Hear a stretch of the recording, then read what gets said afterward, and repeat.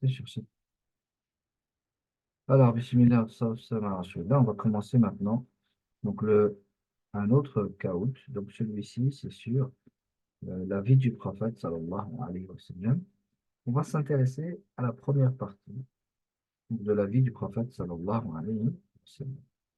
Alors, on va commencer. Bismillah. Ah, et là, il a pu nous rejoindre. Super. Merde.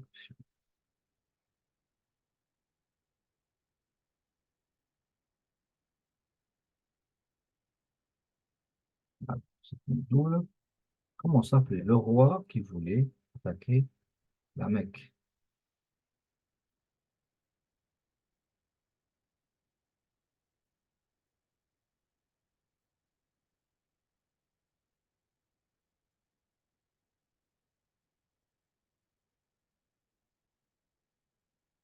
Alors, c'était pas un roi, c'était ça le piège. Donc, ça commence avec un piège. Donc, Abraham n'était pas un roi. Alors, je ne dis pas la réponse parce que peut-être que c'est la question d'après qui c'est. Alors, le pèlerinage existait au temps de Abraham. Est-ce que c'est vrai ou faux? Est-ce que le pèlerinage existait au temps de Abraham?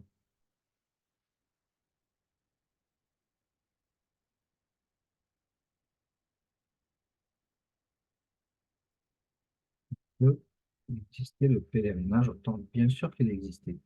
Bon, il était un peu bizarroïde, oui, parce que les gens, ben, ils sifflaient, ils applaudissaient et ils faisaient le pèlerinage déshabillé. Mais il existait le pèlerinage. Il n'avait rien à voir avec aujourd'hui, bien sûr. Alors, continue. Alors, un Colito Presto, je ne sais pas c'est qui, mais il a pris la pole position. Ça se voit, c'est Abdullah. Ça. Abraha était un général. Est-ce que c'est vrai ou faux?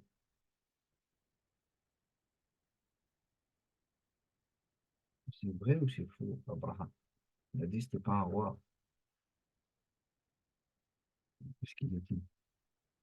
C'était un général, ce n'était pas un roi. On continue. On essaie d'aller vite parce que ce count-là, il est un peu plus lent, c'est 20 secondes. 20 secondes, c'est un peu long. Alors, quatrième question. L'éléphant s'appelait comment? Dumbo, Mahmoud, Elfie, Elephanto. On voit des noms bizarres comme ça, c'est que j'étais en manque d'inspiration. Donc, en fait, pourquoi il l'appelait Mahmoud? Parce que il voulait absolument lui donner un nom qui était beau.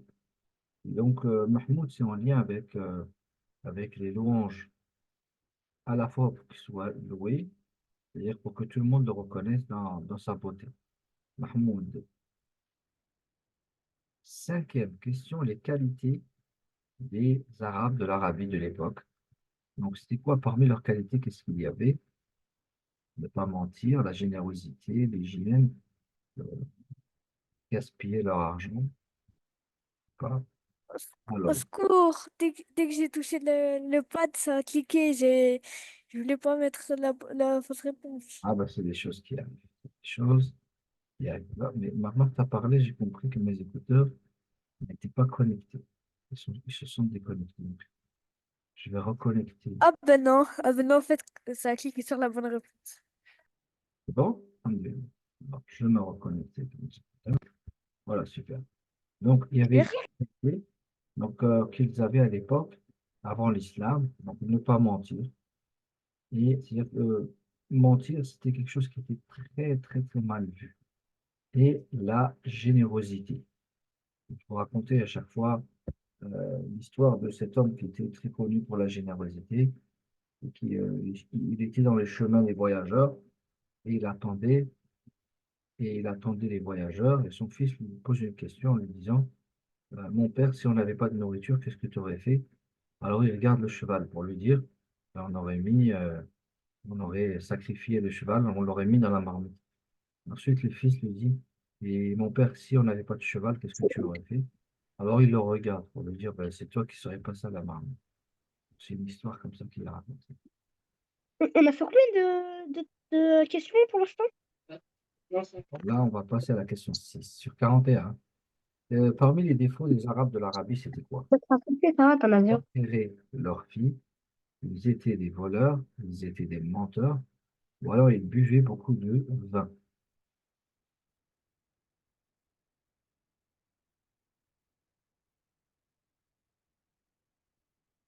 Alors, les pauvres, parmi eux, ils enterraient leurs filles, de peur que leur fille leur soit une source de honte.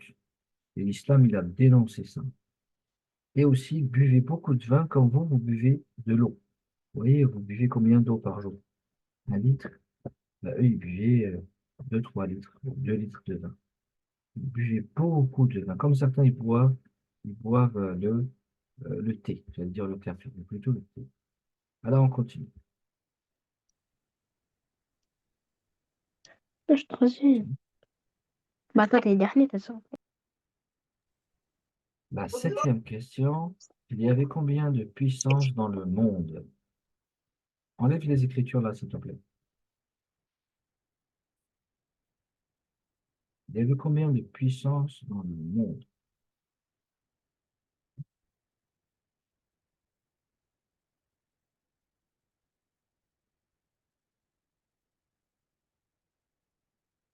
Alors, il y avait 2 puissances dans le monde, qui étaient les Perses et les Romains.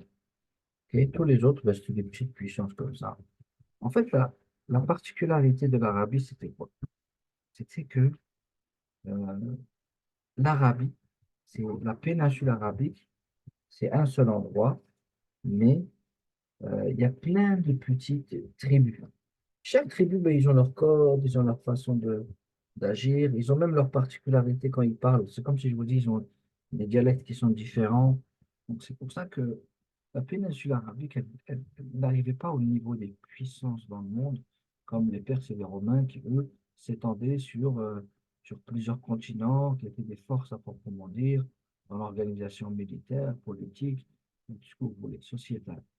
Alors, on continue. 8e question. Il y avait 2 grandes puissances à l'époque. Bon, quelles étaient ces 2 grandes puissances? Les Perses et les Pins, les Perses et les Romains, les Perses et les Romains, les Suisses et les Italiens. Alors, je vous laisse choisir. Sûr que pour rester dans le truc rigolo, vous auriez dû mettre les petits Suisses et les Italiens.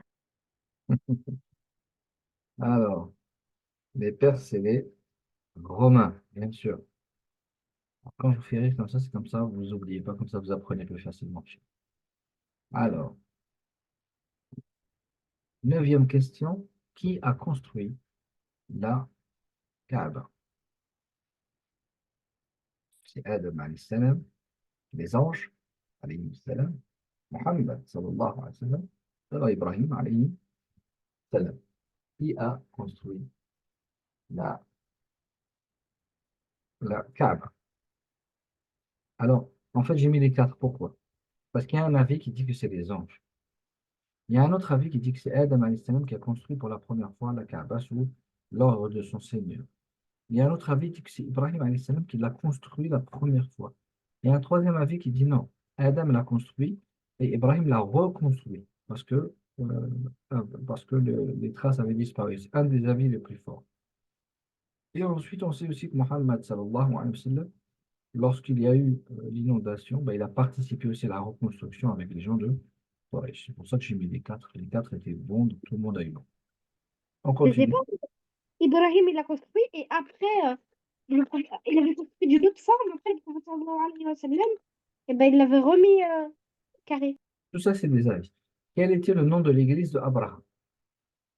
Quel était le nom de l'église? Donc, il avait construit une église pour essayer de concurrencer les Arabes, parce qu'il a compris comment tous les Arabes, ils respectaient beaucoup la Kaaba. Il a dit, je vais faire la même chose. Alors, il a fabriqué cette église. Comment s'appelle cette église? Alors, Al-Qulays. Al-Qulays. Si vous allez sur Internet, vous tapez Al-Qulays, vous allez voir encore qu'au Yémen, et il y a encore cet endroit. Donc, c'est plus une église à proprement dire aujourd'hui. Aujourd'hui, c'est plus comme un rond-point dans lequel il y a encore les murs. On voit les murs qui sont assez bas, mais on voit que c'est transformé comme un jardin dans lequel il y a l'endroit de cette église. Voilà. Alors, 11e question sur 41. Qui était la tribu de la Mecque? Quelle était la tribu de la Mecque? C'était Quraysh, Makkastrit, les Hachimiyin. Ouais, cher, c'est quoi mes Street? Écoute, ici, les élèves sont canadiens, donc ils parlent anglais. Donc, j'essaie de m'habituer, tu vois. Donc, des fois, j'ai des petits mots anglais qui sortent comme ça. Ici, ils parlent beaucoup anglais, hein. J'ai beaucoup appris. Alors, Quraysh. Quraysh, c'est la tribu de la Mecque, qui eux sont les enfants euh, des Hashimites. Les Hashim. Tous ils sont Banu Hashim. Hashim, c'est un des grands-pères du prophète. Hashim, ça veut dire celui qui casse le pain. Parce que leur grand-père, est connu que c'était quelqu'un de très généreux, il n'arrêtait pas de casser le pain, à tel point qu'ils l'ont appelé comme ça, Hashim. En Inde, il y avait combien de dieux? Ça, c'est Sheikh Al-Nadwi, dans son livre La Sira, il nous dit que en Inde, à l'époque, il y avait tant de dieux. Combien de dieux?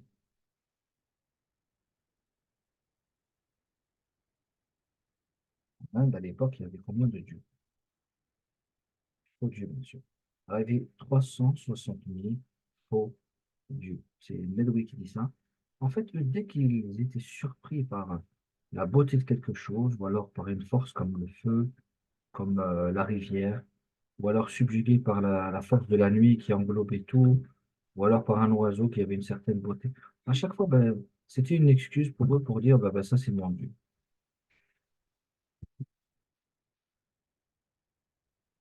Deuxième, sur 41, comment s'appelait l'endroit où on prenait les décisions à la Mecque, comme une espèce de mairie, si vous voulez. Comment on appelait donc cet endroit? Dar al-Mashwara, Dar al-Asima, Dar al-Makla, Dar al-Nadwa. Souvenez-vous.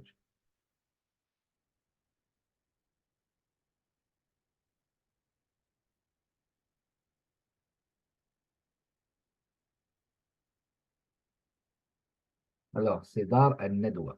C'est euh, Dar al-Nadwa. Alors, on continue.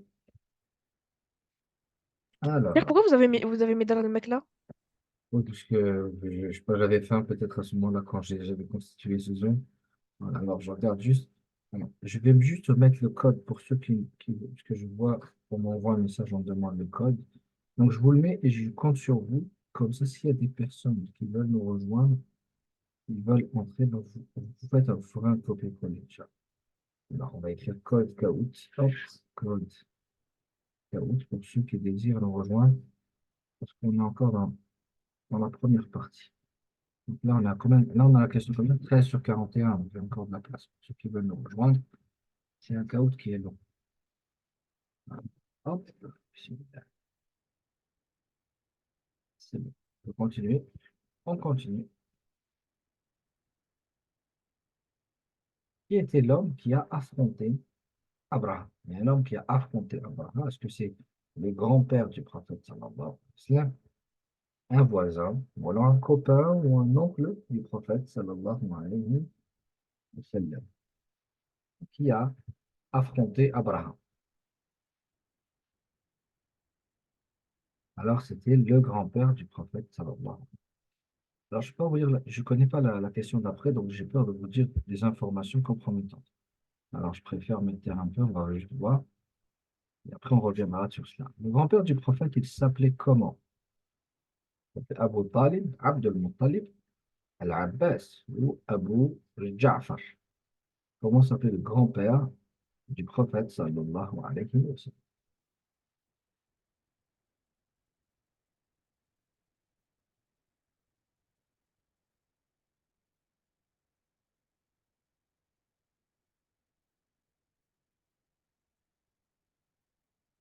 Alors, il s'appelait Abdul Muttalib.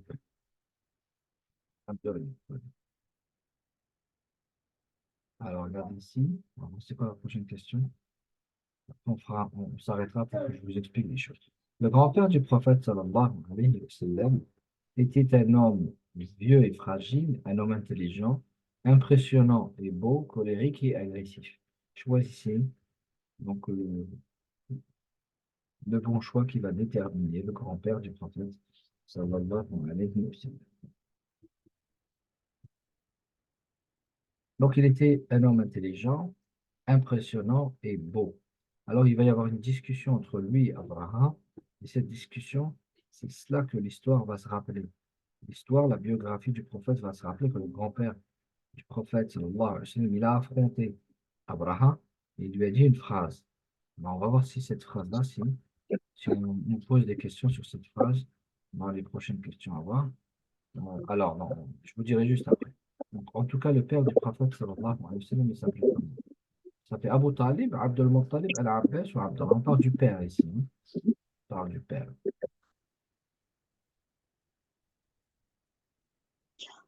Brahim, tu as une question? Quelle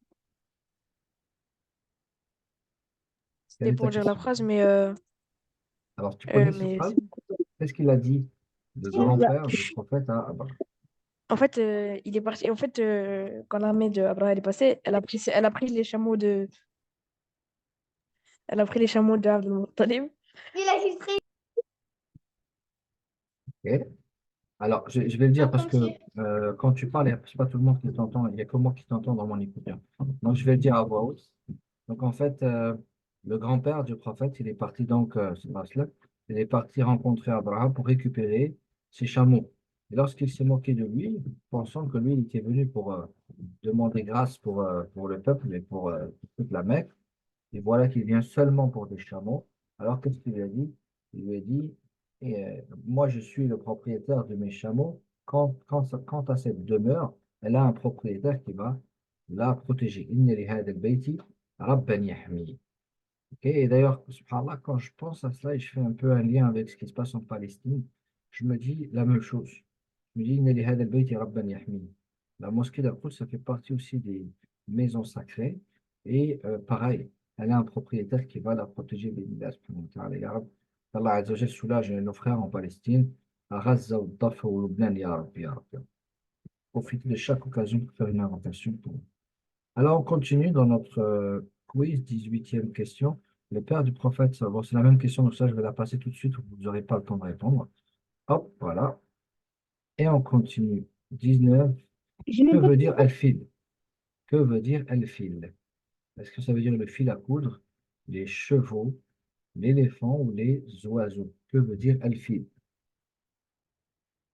Que veut dire al-fil? Donc, bien sûr, l'éléphant. Alhamdoulilah, personne n'a mis le fil à coudre. 20 sur 41, la mère du prophète, sallallahu alayhi wa sallam, s'appelait comment? La Amina, question. oui, mais Amina comment? Bint Rahb, Bint Rushd, Bint Wahb, Bint Yahd. S'appelait comment la mère du prophète, sallallahu alayhi wa sallam? La question d'avant, j'ai pas pu la faire, ça m'a direct enlevé.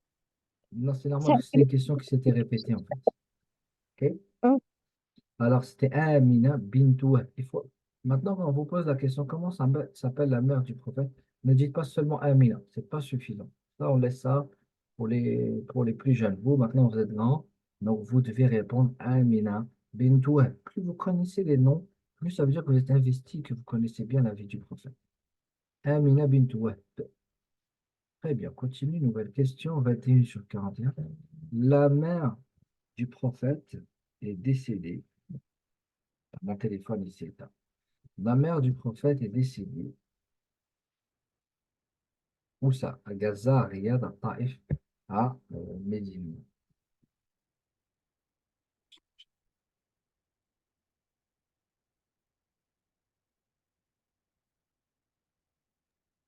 C'est à Médine, parce qu'elle est partie visiter avec, euh, avec la personne, avec la personne de son fils. Elle est partie avec le prophète sallallahu alayhi wa sallam, et ils sont partis visiter la tombe de leur père sur le chemin du retour. Donc elle est décédée. Juste faire une chose, je vais prendre les bords. Voilà. C'était comme ça. Très bien. On continue, Shabab. Alors, bismillah. La nourrice est venue de la tribu de la nourrice du prophète sallallahu alayhi wa sallam. Elle est venue de quelle tribu? Banu Hashim, Banu Quraysh, Banu Sha'bah, Banu Sa'd.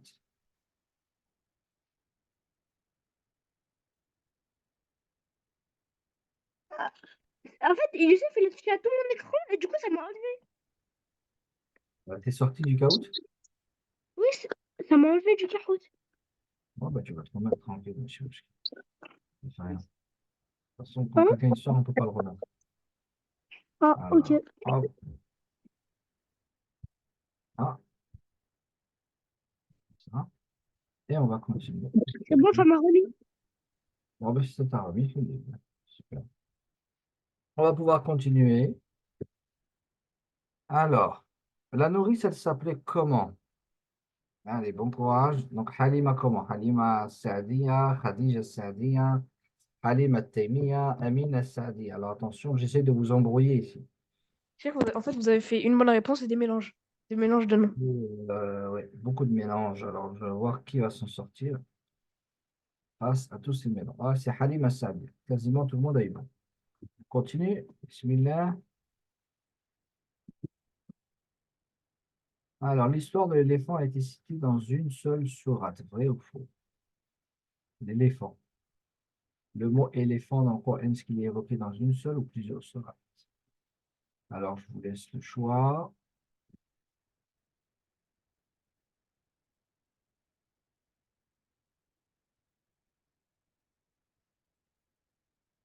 L'histoire de l'éléphant n'a été citée que dans une seule sourate. Très bien, on continue. La mère du prophète, sallallahu alayhi wa sallam, est décédée quand le prophète avait quel âge? 15 ans, 25 ans, 5 ans ou juste après sa naissance? On parle ici de la mère du prophète, sallallahu alayhi wa sallam.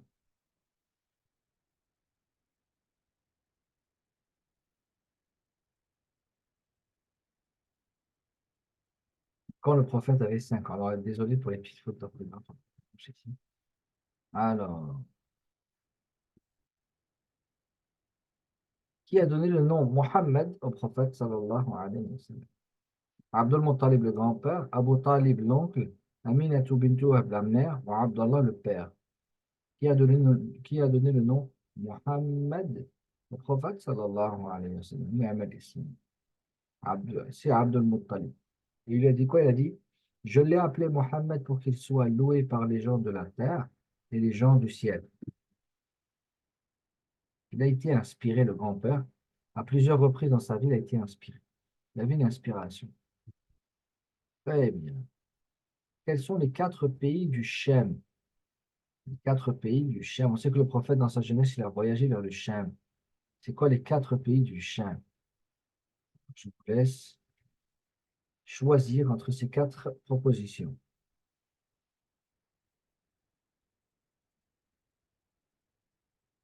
Alors, Syrie, Palestine, Libye, Liban, excusez-moi, et Jordanie. Et c'est les 4 pays du Shem. 4 pays du Shem, ils sont importants. Avant l'islam, pendant l'islam et après l'islam, c'est des pays qui sont très proches, qui font partie de l'Arabie. Et c'est pour ça qu'ils sont rentrés rapidement dans l'islam, parce qu'ils connaissaient bien leurs cousins de la Mecque et de Médine.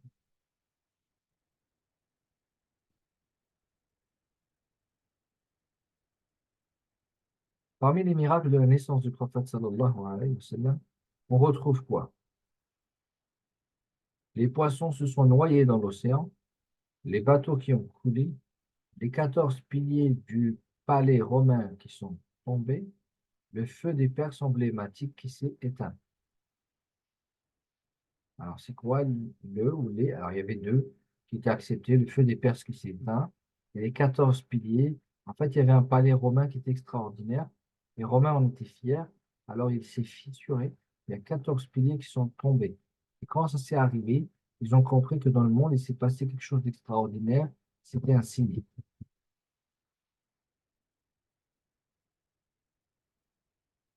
Continue. Alors, on a la question combien? 29 sur 41. Comment s'appelle l'homme qui a vu des signes sur le prophète? Lorsque le prophète il a voyagé avec son oncle, il y a un homme qui a remarqué les signes et il en a fait part à son oncle. Comment s'appelle cet homme? C'était pas un musulman, c'était pas un juif, c'était pas une personne athée, mais c'était un chrétien. C'était un ermite qui s'appelait Bahira. Et il a remarqué qu'au-dessus du prophète, il y avait un nuage qui le suivait, qui le protégeait. Il a remarqué que le prophète, alors il avait une douzaine d'années, il est parti traverser des ronces et des épines, tout cela pour s'asseoir sous un arbre, pour profiter de l'ombre de cet arbre. Et cet arbre-là, justement, lui, en tant qu'ermite, il s'était placé à cet endroit parce qu'il avait une certitude, c'est que cet arbre-là, c'était l'arbre des prophètes.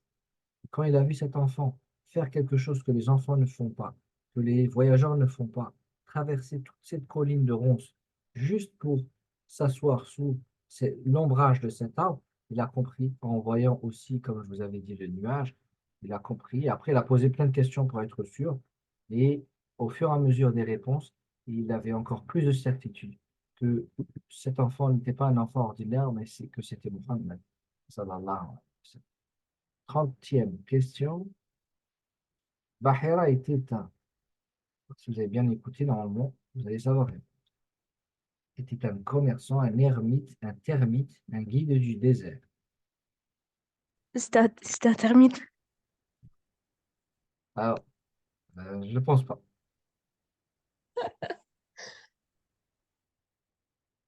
Alors, personne n'a mis termite, ça va, tout va bien. Donc, c'était un ermite. Un ermite, c'est quoi? C'est comme un curé, ou ce que vous voulez, un homme religieux, chrétien, qui va donc s'isoler pour adorer son Seigneur loin des gens et de leurs passions. Les Perses, qu'est-ce qu'ils adoraient? Ils adoraient le vent, les idoles, le feu et l'eau. Alors moi, je m'intéresse ici aux Perses qu'on appelle El-Majous. El-Majous, Euh, c'est الذين أشركوا. الله يفصل بينهم. c'est l'eau parce que ça éteint le feu. Alors, on va voir la réponse. Donc, ce n'est pas l'eau, mais plutôt le feu. Ils avaient aussi De toute façon, seulement des idoles. je crois qu'on avait un indice dans une des questions précédentes. C'est écrit le feu emblématique des Perses s'est éteint. Exactement. Alors, quel métier avait le prophète sallallahu alayhi wa sallam? Boulanger, chasseur, berger ou commerçant? Chasseur. Alors, vous essayez d'induire les autres en erreur, hein? Mais non, qu'est-ce que tu racontes? C'est un boulanger. Alors, attention, Inch'Allah, parce que là, on parle de la personne, en fait. Et c'est lui-même qui nous a enseigné, sallallahu alayhi wa sallam, malédiction à celui qui ment, même en rigolant. Donc, soyez attentionnés par rapport à ça. Alors, il a été berger dans un premier temps, et tous les prophètes, lui-même nous a enseigné que tous les prophètes avant lui étaient bergers. Et ensuite, il a été aussi commerçant. Et les deux métiers, c'est deux métiers qui nous apprennent à vivre avec les gens, à comprendre les gens, à se protéger des gens, et à être au service des gens. Alors, on continue. Les Romains étaient athées, juifs, musulmans ou chrétiens.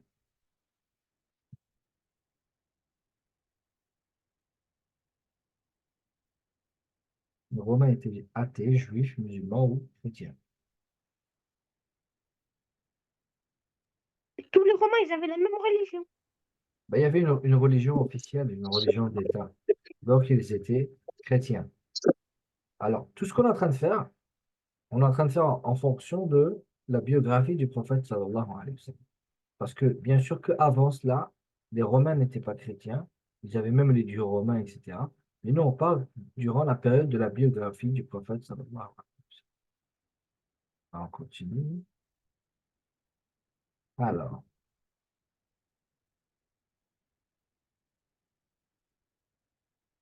quels animaux ont été envoyés pour protéger la Kaaba?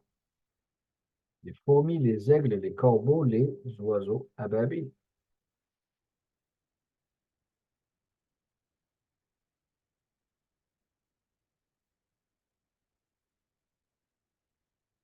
C'est les oiseaux. Un instant. Effectivement, donc c'était les oiseaux. Tayran ababil, la sourate que vous connaissez. Donc la sourate Tayran ababil, Humaza? Non, non, fil, fil. sourate al-Fil. Il... La fin de sourate al-Fil. Amina bint Wahb a dit, j'ai vu une lumière lorsqu'il est sorti. Je n'ai ressenti aucune douleur lors de l'accouchement. J'ai vu les étoiles briller. J'ai senti un parfum du paradis. Donc, lors de l'accouchement, lorsque le prophète est sorti, elle a dit, j'ai vu une lumière qui est sortie. Et elle a dit, je n'ai ressenti aucune douleur lors de l'accouchement. Alors, on arrive quasiment à la fin. Quel était le métier du prophète sallallahu alayhi wa sallam dans sa jeunesse? Donc, on a déjà posé la question. Alors, on va voir si vous allez savoir bien répondre. Je vous laisse quand même répondre. Commerçant, c'est sûr. Non, c'est berger. C'est commerçant. Alors, c'est soit commerçant, soit berger. C'est comme tout à l'heure, hein, c'est la même question hein, qui s'est reproduite ici. Qui est la dame qui va venir, qui va devenir son épouse? Qui est cette dame, cette grande dame, cette dame exceptionnelle qui va devenir son épouse? Et... Amina bint Khuwaylid. Khadija, mais je sais pas c'est laquelle. Ah, il faut être sûr. Maintenant, il faut connaître les noms. Il faut être jusqu'au bout. Connaître jusqu'au bout plutôt. Alors, c'est Khadija bint Khuwaylid. Khadijatu bint Khuwaylid. Bint Khuwaylid. Et j'ai mis le mauvais. Alors, on continue. Alors là, il nous reste combien de questions? Il nous reste quelques questions. Alors, bismillah. Quel était le surnom du prophète sallallahu alayhi wa sallam durant sa jeunesse? As-Sadiq al-Adl, Amin Sadiq, As-Siddiq, As-Sadiq al-Amin. As-Sadiq, c'est-à-dire le véridique. Al-Amin, c'est-à-dire le digne de confiance. C'est ça la bonne réponse. Donc, c'est As-Sadiq al-Amin. Continue. Avant qu'il soit prophète, il s'est passé un événement. Alors, il s'est passé le vol des chameaux de la Mecque, ou alors la redécouverte de Zemzem, ou alors le vol des oiseaux, ou alors l'inondation à la Mecque. Quel événement s'est passé avant qu'il soit prophète? Alors, Euh, l'inondation de la Mecque, en réalité, on aurait pu mettre la redécouverte de Zemzem, parce que c'était un puits qui avait été la source. Vous savez, chaque, chaque eau qui provient des vallées, elle a une source, c'est comme un petit robinet, si vous voulez. Et si tu fermes ce robinet, ben, il n'y a plus d'eau pour tout le monde et l'eau, elle redescend dans les cavités à l'intérieur de la terre. Et c'est ce qui s'était passé pendant longtemps et ils ont retrouvé l'eau de Zamzam un peu plus tard. Ou plutôt avant même la naissance de Abdallah qui était le père du prophète sallallahu alayhi wa sallam. Mais on va plus se mettre en avant l'inondation à la Mecque. Très bien.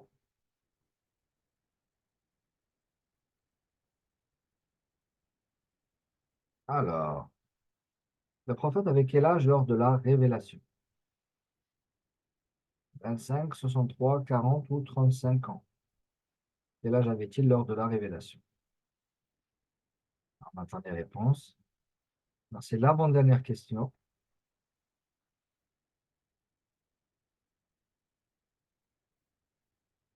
Alors, il avait 40 ans. Alors maintenant, on va faire attention au tableau des scores pour voir là qu'est-ce qui se passe. Incognito presto, c'est qui? C'est Abdallah? Ou c'est Abdallah peut-être? Donc Eh bah oui, 40 c'est logique. 000. Ibrahim, il a 35 000. Suleiman, machallah, 32 000. Youssouf, il est là. Il tient le cap, 25 000. Ismaïl, 23 000. Au revoir, bismillah. Alors, dernière question. Le prophète avait quel âge lors de son mariage? Rapidement, rapidement, rapidement, rapidement. Il avait quel âge le prophète sallallahu alayhi wa sallam lors de son mariage? Qui va savoir répondre à cette question?